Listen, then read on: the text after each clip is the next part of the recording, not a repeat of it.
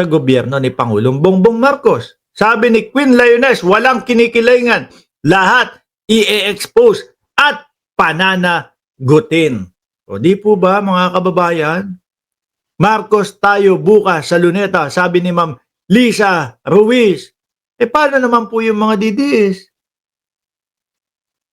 Sa Krami sila pupunta. Baka hindi kaya ito na yon? Yung, sandali lang, General Torre, alisin muna kita. Hindi kaya ito na yon? Yung ipinakita natin? Oh. Baka ito na yung rally ng DDS. O, alamin nyo yung mga lugar na pupuntahan ninyo ha. Baka maligaw po kayo, baka masama kayo. Doon po sa 10 sisigaw ng Bring Him Home. Hindi daw po dyan.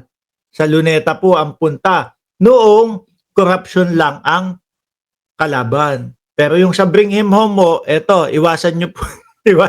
Iwasan nyo po, hayaan nyo na po sila dyan. Hayaan nyo po silang magsama-samang mga tae dyan, no? Nakakainis tignan niyang baba na yan. Traidor sa pamilya, sabi ni Tibingem. Anyway, alisin na ho natin ito mga kababayan.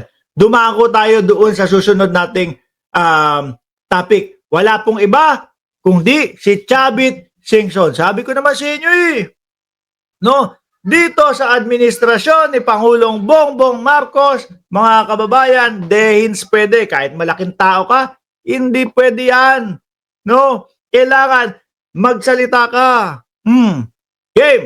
Manong magandang gabi po sa inyo. Umiiyak ko si Manong.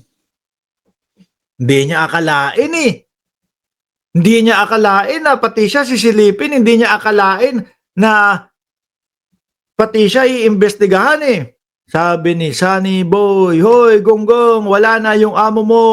Wala na bayad. Sabi ni Sunny Boy, hoy! Yung amo ko, sinasabi nyo, amo ko, si Bongbong Marcos. Kayo lang naman nagsasabi niyan. O sige, sabihin nyo na, wala yung amo ko. Nandun sa Malacanang, baka tulog na nga ho yun gabi na, alas 9. O baka nagtatrabaho pa, nasa Malacanang. Pag binalikan ko naman kayo, pag sinabi ko, yung amo nyo, ano ginagawa? Magagalit na naman kayo. Pag sinabi, hindi ko alam kung ano ginagawa doon sa kulungan. Yun yung wala. Si Bongbong, presidente natin, nandiyan sa Pilipinas. Si Duterte, nandun, nakarehas. Yung amo mo ang wala. Paano sasabihin, wala yung presidente, ayun, nandun sa Malacanang. Yung amo mo, ayun, nakarehas. Yun ang wala sa Pilipinas. Yun ang siguro hawak yung yung selda, nakaganon, no?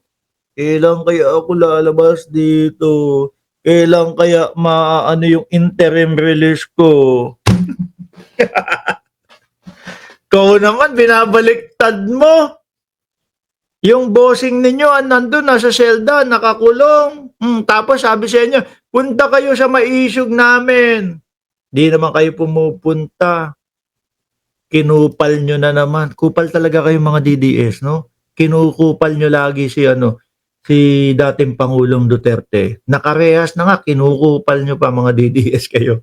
Ito, si Chavit, ngumangawa. Game na! Magandang gabi Corina at lahat nakikinig sa programa mo, magandang gabi. Opo. So, sa palagay po ninyo, nasabi na ninyo lahat ng gusto ninyong sabihin sa inyong press conference. Nagpapa-interview na, hindi na mapakali si Manong Chavit. Siguro nga, sabit, Siguro nga, sabit. Si Manong Chavit, kaya ganyan. Ano ba yan? Biruin mo, magkokomento ka, kasama mo pamilya mo, kasama mo asawa mo, kasama mo anak mo. Ikukomenta mo lang. Ano yan, pangmalakasan mo na yan, ibinalandra mo pa yung picture, litrato, pati nung anak mo. Tapos ang isisigaw mo lang, makikipagbardago lang ka dito. Bangag ka ba? Anak ng putik na yan. Mga DDS, sandali, bago ko umpisahan ito. No? Pag kayo bumanat, ibinalandra nyo yung litrato ng anak ninyo, misis ninyo, galing-galingan nyo naman. Ako nga ito, mag-isa lang ako. Wala yung pamilya ko, hindi ko sinasama. Ginagalingan ko Lahat with explanation. Kayo naman, mga DDS, ipinagyabang nyo na yung itsura ng mga pamilya nyo dyan, ibinalandra nyo na, galingan nyo naman, wag naman yung parang piso comment lang. Anak ng topak naman yan. Wala bang ibang style na masasaktan si Mark Ramos? Grabe no. Ano yan? Tatlo kami para pag binardagol. Oh, tulong-tulong kaming tatlong pamilya. Kasama yung anak ko, kasama. Corny ha. Anjolog sa. Ikaw naman, Marjan. Galingan mo. Hindi yung, wala, bangag ka. Tapos na yon. Pang piso comment lang yan eh. Ba? Tapos sabay mamaya, nasa na 20 pesos na bigas. Ganyan na yan mamaya, oh. Friends kanina? Palagay ko naman, kung nasabi ko naman lahat na. At yung mga pabintang sa amin, ano lang, attack dog yung mga yun. Attack dog. Attack dog. Binabayaran para siraan kami. Ayun. Kung may kami ghost project, pakulong kami. Papakulong daw sila. O, sige, hindi, imbestiga. Ba't umiiyak ka kagad? Hayaan mo lang. Ako, ang gagawin ko mga kababayan, kung ganyan, tatahimik lang ako. Tahimik lang. O sige, imbestiga. Sige, okay. Gusto niya tulungan namin kayo. Ganon. Hindi, si Manong Chavit, ang aga-aga, umiiyak na agad eh. Sasalita na agad si Manong Chavit eh. Gagalit. Keso daw, walang kwenta. Hindi dapat siya naging presidente. Yun yung mga sinasabi ni Manong Chavit.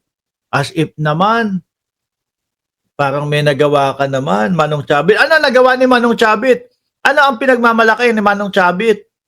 Yung dati daw ho, na kay Erap-Erap. Ganon. Diba? Akala ho siguro ni Manong Chavit, magagawa niya kay Pangulong Bongbong Marcos yung ginawa niya dati kay Erap. Naku po, gising na po ang mamamayang Pilipino. Kilala na po kayo ng mamamayang Pilipino, Manong Chavit. No, hindi na ho ito. Kailan? 2012 or kung anong panahon? 2008 o 2008, hindi na ho, Manong Chavit. Ngayon ho, kilala kayo ng mamamayang Pilipino, sir. Di ba? Sabi ni Annabel, itong si Manong Chavit, imbis na tumulong sa bayan, manggugulo pa. Mukhang maiimbestigahan eh. Mukhang maiimbestigahan eh. Siguro iniisip niya, Chavit Singson ako. Nung pa lang hong sa umpisa, mga kababayan, yung sinasabi ni Chavit Singson na, ayoko na dyan, sumuporta. Kasi wala naman yan, di na nga kami kilala niyan, ganito, ganyan. Ganun po talaga pag maging presidente. Ano po? Ganun talaga pag magpresidente. Wala nang kikilingan. Sabihin mo, tinulungan mo. Tumulong ako diyan sa kampanya niyan. Ikinampanya ko yan. Ganito, ganyan. Ano gusto niyo? Salbahin kayo kung merong makita na kalokohan o kung merong makita na illegal sa ginagawa ninyo, salbahin kayo. Ganon.